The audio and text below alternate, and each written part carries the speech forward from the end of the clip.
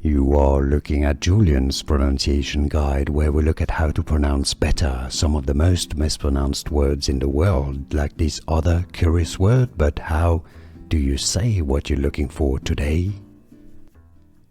Let's learn once and for all how to pronounce this name, the name of the city in China. If you want to learn more useful Chinese vocabulary and famous places in China, stay tuned. I've got more videos for you pronounced in Chinese Mandarin as Xiaomon, Xiaomon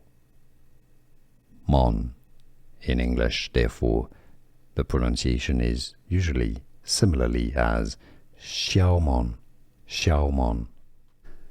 Here are more videos on how to pronounce more confusing words and names too many mispronounced. Like this video if you found it useful. I appreciate your support. I'll see you soon and thanks for watching.